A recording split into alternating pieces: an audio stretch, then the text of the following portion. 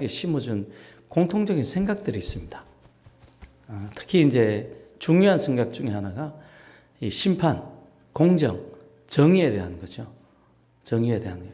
똑같이 내가 10시간 일을 했는데, 똑같이 열심히 했는데, 누구는 10,000원을 받고 누구는 100,000원을 받는다면, 10,000원 받는 사람들이 마음이 굉장히 억울해집니다. 왜냐하면 공정하지 않거든요. 제대로 된 심판이 이루어지지 않았어요. 그래서 이 심판에 대한 어떤 공정에 대한 마음들이 인간의 뼛속 깊이 있습니다. 뼛속 깊이 있어요. 그런데 이런 것들이 우리 인생에 대해서도 마찬가지입니다. 우리 인생이 살고 나서 반드시 심판받는다는 생각이 있습니다. 사람들에게. 그리고 우리 인생이 마치는 날 우리가 살아온 흔적에 대해서 심판을 받는다. 우리 삶이 끝나는 날 우리가 모두가 심판을 받게 된다는 이 사상은 그래서 기독교에만 있는 게 아닙니다. 이슬람에도 있고요. 불교에도 있고 다 있습니다. 물론 정통 불교는 뭐 이 땅의 삶이 다라고 하는 그런 불교도 있지만은 어쨌든 대개의 사람들은 천국과 지옥이 있음을 믿어요. 예수는 안 믿어도 기독교는 안 믿어도 천국과 지옥이 있음을 믿습니다. 왜냐하면 우리 하나님께서 우리 마음속에 우리 양심에 그런 것들을 심겨줬기 때문에 우리가 가진 종교와 관계없이 다 그렇게 돼요. 근데 천국과 지옥을 결정하는 기준이 뭐냐 물어보면 얼마나 착하게 살았는가가 기준이 되는 거죠. 그 사회에서 예를 들면 이슬람 사회면은 알라를 위해서 죽는 게 착하게 산 게 되겠죠. 그 성전이라고 그러죠. 성전. 거룩한 전쟁. 자살 막 폭탄을 가지고 막 자살하는 자살 폭탄이라고 그러죠. 이런 테러를 해도 천국에서 미인들을 데리고 미인들 몇 명이더라? 12명인가? 그럼 여자는 뭐가 되는 거야 도대체? 그 동네는 여자가 사람 취급을 안 해줘요. 보면 교리적인 내용을 가만히 보면 여자는 그러면 만약 12명이면 만약에 정확한 명수가 기억이 안 나는데 만약에 12명이면 천국에서 12명 남자가 자살 폭탄 테러를 해서 죽었어요. 그럼 12명의 여자를 데리고 산다면 그럼 12명의 여자는 뭐가 되는 거예요? 남자를 몇 명을 데리고 살아야 돼요? 데리고 사는 게 아니고 한 명을 모시고 사는 거잖아요. 그 천국이 내가 보기엔 싸움이 그칠 날이 없을 것 같아. 12명들이 막 서로 싸울 것 같아. 그러니까 이 참, 그 동네는 여자를 사람 취급을 안 해요. 참 희한하더라고. 근데 여자들이 그렇게 또 이슬람을 좋아하는 사람들이 있어요. 우리 한국 여자들도 이슬람 사람들이 거짓말을 잘합니다. 이슬람 사람들은 경우에 맞게 거짓말하는 게 교리적으로 허가가 되어 있어요. 그래서 이 공상주의도 허가가 되어 있죠. 신천지도 허가가 되어 있습니다. 우리는 허가가 되어 있어요? 안 되어 있어요? 안 되어 있습니다. 우리는 경우에 따라서 거짓말하는 게 허락이 안 됩니다. 진실해야 됩니다. 진실해야 돼. 그래서 이슬람은 경우에 따라서 거짓말하는 게 허락이 되어 있기 때문에 우리나라에서 여자를 데리고 결혼하기 위해서 여자의 마음을 끌기 위해서 거짓말하는 게 교리적으로 용납이 됩니다. 용납이 돼요. 그래서 우리나라 여자들 중에서 저 아프가니스탄에, 파키스탄에, 또 저기 어디야, 이집트로 거기 가서 이제 이슬람 교도들에게 속아가지고 가서 사는 사람들이 있어요. 그래서 나오려고 들어가면 일단 못 나오죠. 들어가면 못 나옵니다. 어쨌든 거기서도 그 나름대로의 어떤 기준, 그 문화가 가지고 있는 그 기준에 맞게 살면 천국 간다고 이야기를 합니다. 천국 간다고 이야기해요. 그러니까 각 나라마다 천국 가는 기준이 다 틀리죠. 나라마다 다 틀려요. 나라마다 천국 가는 기준이 틀려요. 우리 로마교 같은 경우도 로마에 있는 무슨 계단을 막 무릎으로 막 기어 올라가면 뭐 구원을 받는다 이러는데 유명한 루터 이야기 있죠. 가다가 생각하니까 열받아서 돌아왔다잖아요. 이거 아닌 것 같아서 루터가 이래갖고 무슨 구원 받겠냐 싶어서 돌아왔대잖아요. 거기도 다 똑같아요. 그 문화에 맞는 착한 행실을 하면 천국 간다고 이야기를 합니다. 그 공통적인 특징이 어디냐면 행위구원입니다. 신학적인 용어인데 따라해 볼까요? 행위구원. 행위구원이에요. 그래서 어느 나라, 어느 민족이나 천국과 지옥을 믿는 모든 사람들이 이야기하는 게 뭐냐면 행위구원이에요. 행위구원. 그래서 이슬람 교도들도 싸우다가 죽으면 구원받는다고 이야기해요. 제일 쉽게 구원받는 비결이 뭐냐면 싸우다가 죽는 겁니다. 이슬람을 위해 싸우다 죽어요. 그래서 영국에서 태어나서 이슬람 교도였던 사람이 왜 IS 같은 테러 분자가 되느냐. 이슬람 경전을 읽다가 신앙이 생기니까 그렇습니다. 이슬람에 대한 신앙이 생기니까 테러 분자가 되는 거예요. 테러 분자.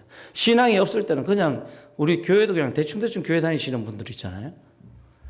이슬람에도 그 대충대충 이슬람 거기 사원에 다니는 사람들이 있거든. 그런 사람들은 평화롭습니다. 그런 사람은 평화로워요. 그런데 신앙이 생기는 그 순간에 진짜 아주 진짜 난리가 나는 겁니다. 난리가 나는 거예요. 그래서 영국에서 인류대학 다니던 친구가 테러 분자가 되고, 미국에서 좋은 대학 장학금 받고 다니던 친구가 테러 분자가 되고, 그렇게 되는 겁니다. 특징이 어디냐 하면 내가 착한 일을 해야 구원을 받는다. 착한 일을 해야 구원받는다. 성경은 이 다른 종교와는 달리 아주 독특한 구원관을 가지고 있습니다. 먼저 첫 번째로 율법에 순종하면 천국 가는 게 가능합니다. 율법을 지키면 천국 갑니다. 성경은 그렇게 가르쳐요. 율법을 지키면 천국 간다고 성경은 그렇게 가르칩니다. 그런데 문제는 율법을 못 지킨다는 거예요. 율법을 지키지 못한다는 데 있어요. 아주 쉽게 이제 우리 야고보 사도가 아주 쉽게 설명을 하는데, 율법을 지키면 구원을 받지만은 문제는 뭐냐 하면 율법을 한 가지라도 어기면 전 율법을 어기게 된다는 거예요. 우리 얼마 전에 살인 사건이 났어요. 우리 형법에 여러 가지 어떤 형법 내용이 있습니다. 사기, 살인, 배임죄라든지 수많은 죄들이 형법에 있는데요. 그 중에 딱 살인 하나에서 딱 죄를 형법에 수백 가지 어떤 법률이 있는데 한 가지 죄밖에 안 저질렀어요. 이 형무소 가야 됩니까? 안 가야 됩니까? 가야 됩니까? 아니, 수백 개 중에 딱 한 개밖에 안 했는데 그래도 형무소 가야 돼요? 가야 되는 거죠. 우리가 알아요. 딱 한 가지만 죄 지어도 형무소 가야 된다는 걸 압니다. 하나님의 심판대 앞에서도 마찬가지예요. 율법 중에 수백 가지 율법 중에 딱 한 가지만 어겨도 지옥에 가는 거라. 딱 한 가지만 어겨도 전 율법을 다 어긴 게 돼버리니까. 전체 법을 다 어긴 게 돼버리니까. 그 성경은 그렇게 이야기를 하는 거예요. 너무 당연한 이야기 하죠. 그렇죠? 너무 뻔한 이야기를 해요. 그런데 나에게 적용해 보면 그래도 나는 봐줘야 되지 않겠냐 이런 생각이 드는데, 공평하게 딱 생각해 보면 너무 당연한 이야기를 하는 거예요. 그래서 성경은 이야기하기를 율법에 순종하면 천국 가긴 가는데, 문제는 율법으로 흠이 없는 사람, 죄가 없는 사람이 없다는 거예요. 누구든지 한 가지 죄는 저지른다는 거예요. 그 한 가지 죄가 우리 모든 것을 심판으로 끌고 가고, 그 한 가지 죄가 우리의 모든 어떤 육체의 영혼을 지옥으로 끌고 간다는 거예요. 율법을 어기면 그래 천국 못 갑니다. 결과적으로 그 누구도 천국에 갈 수가 없는 겁니다. 그걸 기록한 게 뭐냐면 로마서 3장 23절에 우리 누구야 동욱이 이거 HDMI 한번 띄워봐. 그걸 기록한 게 로마서 3장 23절입니다. 우리 같이 한번 읽어볼까요? 조금 더 크게. 같이 시작. 모든 사람이 죄를 범하였음에 하나님의 영광에 이르지 못하더니. 모든 사람이 죄를 범해서 하나님이 나타나는 그 영광에 이룰 수 없다. 하나님 영광을 나타낼 수 없다는 거예요. 그 말은 뭐냐면 천국에 못 간다는 이야기입니다. 그 천국에 갈 수 없는 인간의 본성에 대해서 기록한 게 바로 로마서에 나오는 이야기들이에요. 로마서에 나오는 9절부터 우리 18절까지인데 좀 길지만 10절부터 한번 길지만은 한 구절 한 구절이 짧으니까 같이 한번 읽어볼까요? 시작. 기록된 바 의인은 없나니 하나도 없으며 깨닫는 자도 없고 하나님을 찾는 자도 없고 다 치우쳐 함께 무익하게 되고 선을 행하는 자는 없나니 하나도 없도다. 그들의 목구멍은 열린 무드며 그의 혀로는 속임을 일삼으며 그 입술에는 독사의 독이 있고 그 입에는 저주와 악독이 가득하고 그 발은 피 흘리는 데 빠른지라. 파멸과 고생이 그 길에 있어 평강의 길을 알지 못하였고 그들의 앞에 하나님을 두려워함이 없느니라 함과 같으니라. 아멘. 그래서 결과적으로 특징이 뭐냐 하면 죄악으로 물들어서 하나님 무서워하는 마음이 없다는 거예요. 그래서 마음껏 죄악을 저지르는 겁니다. 마음껏 거짓말하고 마음껏 악한 일을 하는 거예요. 이번에도 여러분 이 대장동 이렇게 보면 아시겠지만은 그 이야기를 들어보면 제가 깜짝 놀랐어요. 이 대장동이 문제가 아니고 대장동 몇 년 전, 몇십 년 전 이런데 동남아 막 카지노에 우리나라 조폭들이 아주 꽉 찼어요. 보니까. 태국 카지노에 우리나라 이 조폭들이 거기 카지노 사장이 돼가지고 온갖 악한 일을 다 하는 거예요. 온갖 악한 일을 다 해요. 그 사람들과 대장동이 이렇게 또 연결되어 있더라고. 그 사람은요, 죄 짓는 사람은 죄 짓습니다. 따라 한번 해볼까요? 죄인이 죄를 짓는다. 거짓말쟁이가 거짓말을 한다. 그래서 한 가지 죄를 저지를 리가 없어요. 한 가지 죄를 저지르는 사람들이 딱 파보면요, 죄가 수십 가지, 수백 가지, 수천 가지가 튀어나와요. 왜냐하면 습관적으로 죄를 짓는데 죄를 짓다가 계속 안 걸리다가 어떻게 돼버린 겁니까? 딱 하나 걸려버린 거예요. 그래서 그 딱 하나 걸려버린 죄를 파다 보면 죄를 시인하면 그걸로 끝나는데 그 감옥 갔다 오면 끝납니다. 그런데 죄를 시인 안 할 때, 죄를 시인 안 하고 끝까지 부인할 때는요, 저 한동훈 같은 이상한 사람들 있잖아요. 이런 사람들이 다른 죄를 막 팝니다. 그래서 막 다 들춰지는 거야. 다른 죄까지 막 다 들어라는 거예요. 그 한동훈 같은 사람은 곧 조심해야 돼요. 이런 사람들은. 그런 사람들한테는 죄 지었습니다 하고 들어갔다 나오는 게 속편한 거예요. 안 그러면 막 그 주변 죄까지 다 파뿌려요. 아, 독한 사람이면 독해. 그러니까 대장동을 보면서 거기에 얽힌 이야기들을 들어보니까 정말 놀라운 거예요. 그래서 이 원인이 뭐냐 하면 성경은 이 원인에 대해서 하나님을 무서워하지 않는다는 거예요. 하나님의 심판을 무서워하지 않는다는 거예요. 천국과 지옥을 무서워하지 않는다는 거예요. 무서워하든 안 하든 심판은 찾아옵니다. 한 번 죽는 것은 우리에게 인간에게 정하신 것이고 죽음 이후에는 반드시 심판이 있다라고 이야기를 합니다. 이런 누구나가 죄를 저지르는 누구나가 이 율법을 어기는 이 사건, 결국 인간은 모두가 멸망할 운명인 거예요. 심판의 날에. 우리가 죽음이 있는 이후에 심판의 날에. 그리고 실제로 사람은 누구든지 죽음을 두려워하고 죽음을 피해가려고 합니다. 죽음을 준비할 수 없다는 것도 알아요. 나이가 들어서요? 죽음이 준비됩니까?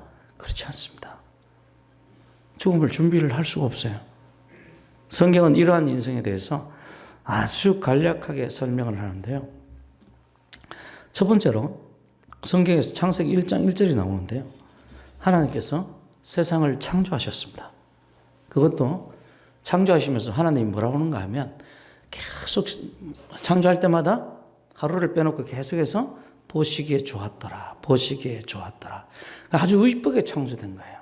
그래서 여러분 은혜 받으면 사람이 이쁘게 보입니다. 사람이 사랑스럽게 보여요. 미워 보이질 않습니다. 그래서 은혜 받으면 사람들이 이쁘게 보여요. 세상도 이뻐요. 나무도 이쁘고요. 하늘도 이쁘고 다 아름답습니다. 그리고 제가 지난주에 코인은혜 선교 가서 설교했다고 그랬잖아요. 그래서 내가 은혜 받으면 이 세상에 하나님의 영광이 보인다. 이 세상이 가득한, 이 땅이 가득한 하나님의 영광이 보인다. 저 하늘에도 나무에도 산에도 하나님의 영광이 나타나 있고 보인다 라고 이야기했더니 사람들이 눈이 뚱그러지더라고요. 안 봤나 봐요. 우리 성도는 다 보시길 바랍니다. 이 세상을 하나님께서 아름답게 창조했어요. 그러니까 인간도 아름답게 창조된 거예요. 그래서 전도서에서 그러죠. 하나님께서 인간을 아름답게 창조했는데 인간이 꾀를 내서 타락했다고 그래요. 꾀를 내서. 인간을 아름답게 창조했는데 인간이 꾀를 내서. 그래서 두 번째, 사람은 하나님의 말씀에 불순종하고 거역해서 타락했습니다. 그래서 이 아름답게 창조된 인간이 하나님 말씀에 순종했어야 되는데 하나님 앞에 불순종하고 거역하고 타락했어요. 그게 선악과의 사건입니다. 이 선악과의 사건은 내가 하나님처럼 되려는 욕망, 욕구에서 나온 거예요. 뱀이 선악과를 가지고 유혹했지만은 근본적인 건 뭐냐면 내 안에 하나님과 같이 되려는, 하나님의 자리에 내가 있고자 하는, 내 인생을 내 마음대로 결정하고자 하는, 내 운명을 내 마음대로 결정하고자 하는 이 하나님의 자리를 차지하기 위한 인간의 욕망이 있습니다. 욕망이 있어요. 여러분 그러시면 안 됩니다. 하나님이 우리 인생의 주인공이십니다. 하나님이 우리 인생을 결정하십니다. 하나님이 우리 운명을 결정하시고요. 하나님이 우리를 축복하시기도 하고 하나님이 우리를 저주하기도 하십니다. 하나님에게 모든 운명이 달려 있어요. 그러니까 우리가 최선을 다해서 해야 될 일은 하나님 앞에 이쁘게 보이는 거라. 이쁘게 보이는 거라. 그래서 죄로 인해 타락한 인생, 일상이 하나님 것인데 자기가 주인공이 되려고 했으니까 죄로 인해서 타락한 인생이 구원의 소망이 없어서 멸망받는 그런 존재가 된 거예요.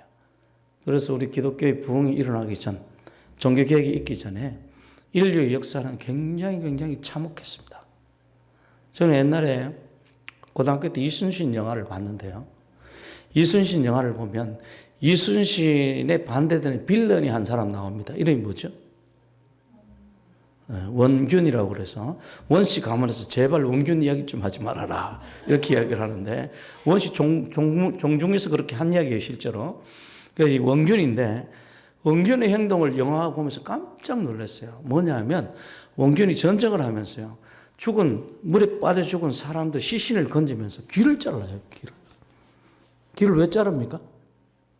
내가 이만큼 많은 사람을 죽였다는 전쟁의 공로를 자랑하기 위해서 막 귀를 막 잘라요.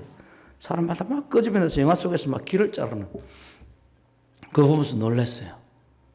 그러고 나서 그냥 잊어버리고 지나갔는데 예수를 믿고 나서 안 사실이 있는데 우리 유명한 징기스칸이라든지 이런 사람들이 사람을 죽이는 걸 자랑스러워했다는 거예요. 자랑스러워했다는 거예요. 지금도 캄보디아에 가면 킬링필드 아시죠? 사람 해골을 막 탑처럼 쌓아놨습니다. 탑처럼 쌓아놨어요. 300만 명이 죽었습니다. 300만 명을 길거리 가면 사람들 죽였어요. 손 만져보고 손 부드러우면 우리 저기 홍 지사님 손 부드러우십니까? 만져보고 부드러우면 죽어요. 그 자리에 죽이는. 홍 지사님은 죽을 죄가 지금 두 개 있어요. 딱 보니까 안경도 썼어. 안경을 쓰면 지식인 그룹이라고 해서 딱 죽여버리는 거예요. 좀 약하게 생기면 죽여버리고요. 길거리 가다 그런 사람들을 만나면 다 죽여버리는 거예요. 이 캄보디아의 지식인들이 싹 사라져 버렸습니다. 지금도 요즘 약간 일어서는데 지금 몇 세대가 지나서야 비로소 일어서기 시작하는 거예요. 똑똑한 사람들 다 죽이면 그 사회는 다 망합니다. 똑똑한 사람들 죽이면 그 사회가 다 망해요. 그 캄보디아의 똑똑한 사람들 300만 명을 다 죽여버린 거예요. 다 죽여버린. 그걸 자랑 삼아 자랑. 기독교가 있기 전에는 온 세계의 문화가 그랬습니다. 심지어는 사람을 태워서 죽이고 사람을 목 잘라서 죽이고 그걸 제물로 드리는 거예요. 제물로. 기가 막힌 거죠. 이게 바로 죄로 타락한 인생이 겪었던 일들입니다. 서로가 죽이고 구원의 소망이 없는 이런 인생. 4번에 보면 하나님께서 반역하고 죄에 빠진 이 인간들을 구원하시기로 작정을 하셨습니다. 타락할 때부터 구원하기로 작정하신 거예요. 그래서 오신 분이 바로 예수 그리스도예요. 오늘 본문은 이 예수님 믿는 것이 왜 구원인가를 설명합니다. 많은 사람들이 알고 있는 구원의 방법은 행위 구원이잖아요. 이것은 어떤 방식으로든지 인간의 자력 구원을 이야기를 합니다. 그런데 20절 같이 한번 읽어볼까요? 우리 이거 좀 지우고 성경 20절 좀 띄워주세요. 20절 우리 같이 읽습니다. 자, 시작.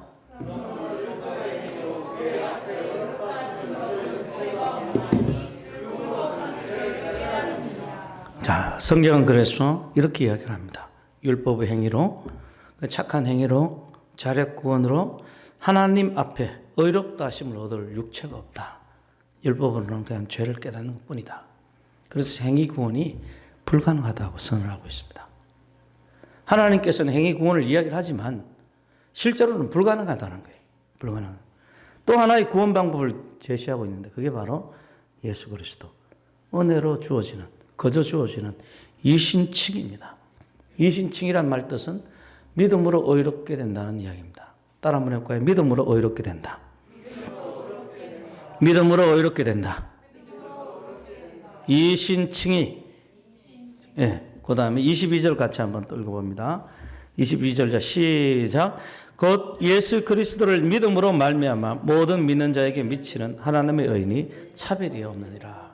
아멘. 예수 그리스도를 믿음으로 말미암는 모든 믿는 자에게 미치는 하나님의 의다. 자, 24절 다시 한번. 자, 시작. 그리스도 예수 안에 있는 성령으로 말미암아 하나님의 은혜로 값없이 의롭다 하심을 얻은 자 되었느니라. 아멘. 다시 한번. 그리스도 예수 안에 있는 성령으로 말미암아 하나님의 은혜로 값없이 의롭다 하심을 얻은 자 되었느니라. 아멘.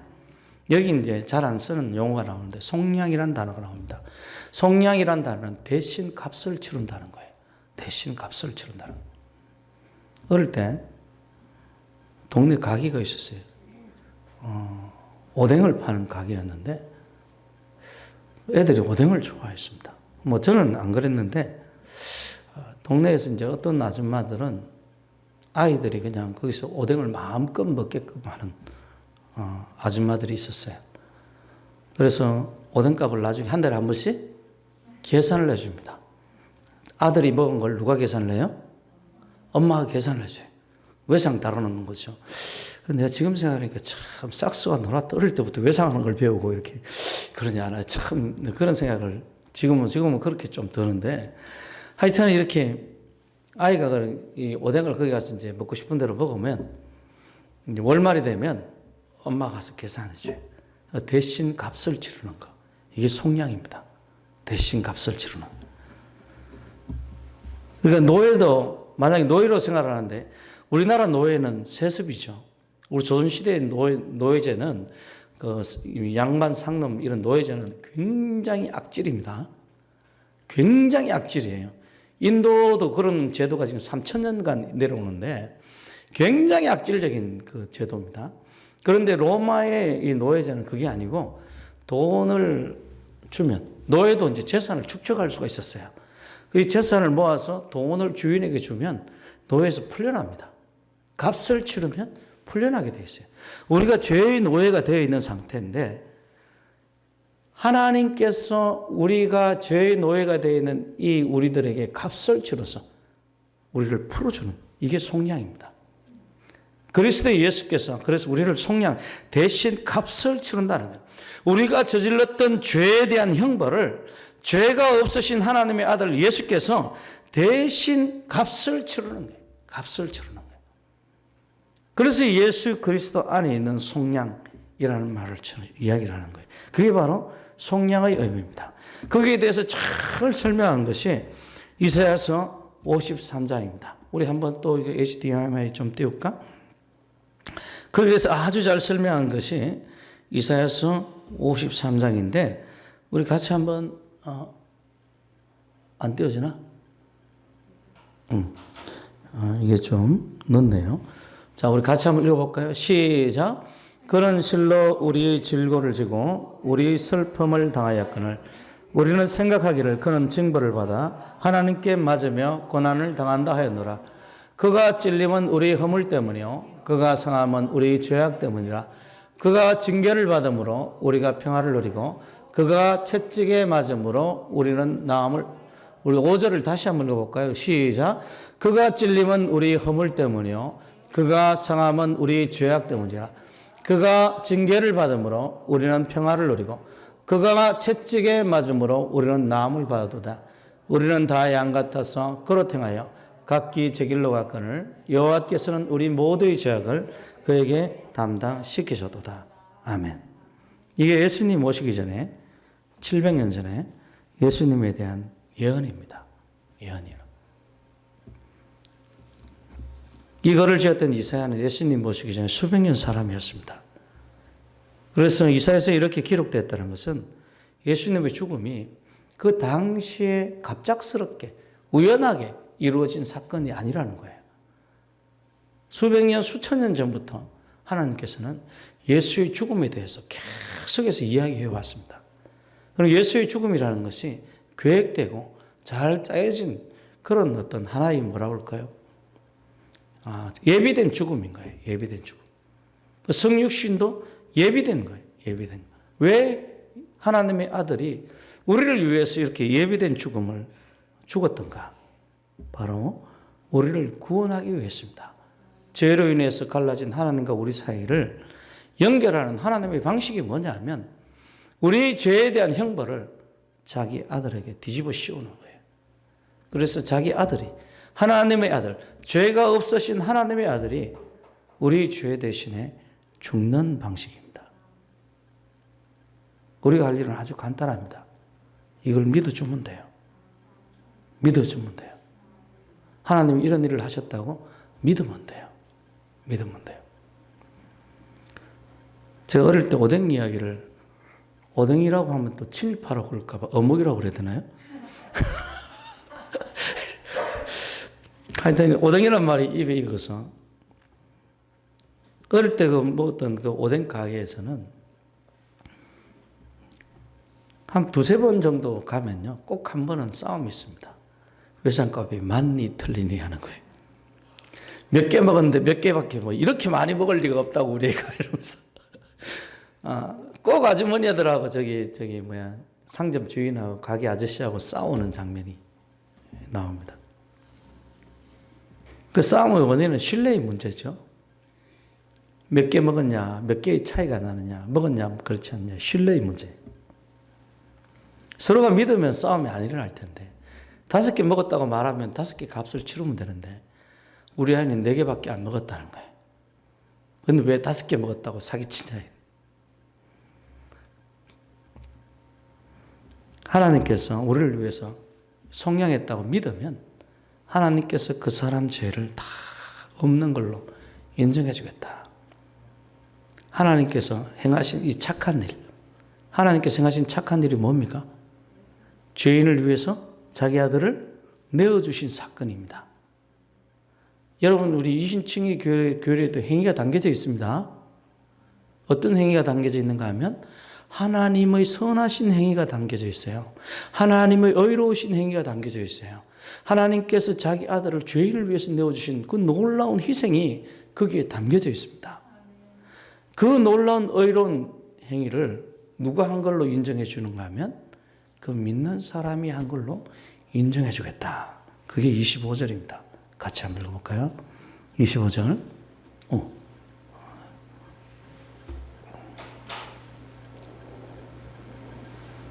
자, 같이 시작. 이 예수를 하나님이 그의 피로써 믿음으로 말미암는 화목제물로 세우셨으니 이는 하나님께서 길이 참으시는 중에 전에 지은 죄를 간과하심으로 자기의 의로우심을 나타내려 하심이니. 그 다음 26절. 곧 이때 자기의 의로우심을 나타내사 자기도 의로우시며 또한 예수 믿는 자를 의롭다 하려 하심이라. 아멘. 자기도 의롭고 예수 믿는 자도 의롭다고. 그리고 예수 믿는 자들에게 자기 의로우심을 전가하는 거예요. 넘겨주는 거예요. 우리가 가진 이 신칭이 믿음으로써 의롭게 되는 이 교리를 믿는 자들이 가진 의는 인간의 의가 아닙니다. 행위 구원의 의가 아니에요. 하나님의 의로움입니다. 갑자기 여러분 뿌듯해지지 않습니까? 저는 온몸에 전신에 힘이 생기는 것 같아요. 내가 누구의 의를 가지고 있는 거예요? 하나님의 의를 가지고 있는 거예요. 마귀도 어쩌지 못하고요. 사람도 나를 비난하지 못합니다. 하나님이 나를 의롭다고 인쳐주셨습니다. 하나님이 여러분들을 의롭다고 인쳐주셨습니다. 따라 한번 해볼까요? 하나님이 나를 의롭다고 인쳐주셨다. 이는 이게 도장입니다. 도장인자의 도장. 하나님께서 나를 의롭다고 도장을 찍어주신 거예요. 도장을 찍어주신 거예요. 그래서 이 믿는 일을 통해서 우리가 알게 되는 게 뭐냐? 이 예수 그리스도께서 나를 위해 죽었다는 이 사실을 믿는 것을 통해서 알게 되는 것이 하나님께서 우리를 얼마나 사랑하셨는지, 하나님께서 얼마나 우리를 위해서 희생했는지, 하나님께서 얼마나 의로우신지를 예수의 죽음을 통해서 알게 되는 거예요. 할렐루야! 그리고 그 놀라우신 희생과 놀라우신 사랑과 놀라우신 의로움이 나를 향해져 있고 내 육신을 뒤덮고 내 영혼을 뒤덮어버리는 거예요. 우리 구원이라는 것이 그 전적으로 하나님의 공로로 이루어졌음을 고백하게 되고, 이 하나님의 은혜로 이루어졌기 때문에 하나님께서 변하지 않는 것처럼 우리 구원도 변할 수가 없습니다. 내가 행위 구원이면 변하지요. 우리 20세기의 성녀라는 사람이 있었죠. 누굽니까? 테레사입니다. 테레사. 마더 테레사라고 불리죠. 이 테레사 전기집을 제가 읽어봤어요. 읽어봤더니 이분이 참 훌륭하신 분이긴 한데 죽을 때까지 계속 신부를 불렀어요. 신부를 불러서 이 흔들리는 구원을 잡아달라고, 나를 구원받게 해달라고. 계속해서 신부를 불러서 내가 구원받았다고 좀 말해달라고. 그렇게 훌륭한 일을 한 사람도 행위 구원의 바탕이 되니까 구원이 늘 흔들리는 거예요. 구원을 믿지를 못하는 거라. 구원 받은 것 같은데 조금 시간이 지나면 구원 안 받은 것 같아. 사람 마음이 왔다 갔다 하잖아요. 그러니까 사람 마음이 하나님 앞에 서 있을 때는 구원 받은 것 같은데 그렇지 않을 때는 구원 못 받은 것 같아. 이신층의 교리는, 하나님께서 성경에 말씀하시는 교리는 그렇지 않습니다. 우리가 가진 의가 인간의 의라가 아니라고 이야기해요. 자력 구원받을 수 없다고 이야기합니다. 우리의 행위로 구원받을 수 없다고 이야기합니다. 그러니까 내 의를 너에게 주마라고. 하나님의 의를 우리가 가진 거예요. 하나님 변하지 않습니다. 하나님은 의로우십니다. 그분의 의를 우리가 가진 거예요. 그래서 이것이 하나님의 은혜고 은혜 구원이라고 이야기를 하는 겁니다. 내 행위로 이루어지지 않고 하나님의 은혜로 내가 구원받았으니까 그냥 믿기만 하면 되는 거예요. 믿기만 하면. 믿기만 하면. 믿기만 하면. 최초의 아담의 타락이 하나님과 같이 되려는 욕망에서 시작되어서 완전히 멸망으로 끝이 났다면, 이런 이신칭의 교리는 우리를 하여금 하나님을 높입니다. 주님, 하나님이 우리를 구원하셨어요. 하나님이 우리를 사랑했습니다. 주님을 찬양합니다. 주님께 감사합니다. 이렇게 하나님을 높이게 돼요. 하나님께 감사하게 됩니다. 그런데 또 이 부가적으로 생각지도 않았던 일, 우리 죄가 용서받을 뿐 아니라 심지어는 아담이 하나님과 같이 되려고 망했잖아요. 우리는 하나님과 같이 되려고 그러지도 않았는데 하나님께서 예수 믿는 자를 하나님의 자녀 삼아주신 거예요. 할렐루야. 영접하는 자, 곧 그 이름을 믿는 자들에게는 하나님의 자녀가 되는 권세를 주셨으니 이는 혈통으로나 육정으로나 사람의 뜻으로 말미암지 않고 오직 하나님께로부터 태어난 자들이다. 그래서 바울은 이렇게 고백하는 겁니다. 27절 같이 한번 시작. 무슨 법으로냐 행위로냐 아니라 오직 믿음의 법으로니라. 아멘. 인생은 자랑할 게 하나도 없다는 거예요. 그래도 이신칭이는 우리를 하여금 하나님을 자랑하고 하나님을 높이게 만듭니다. 주여, 우리 인생은 감춰주시고 오직 주만 높이게 하옵소서.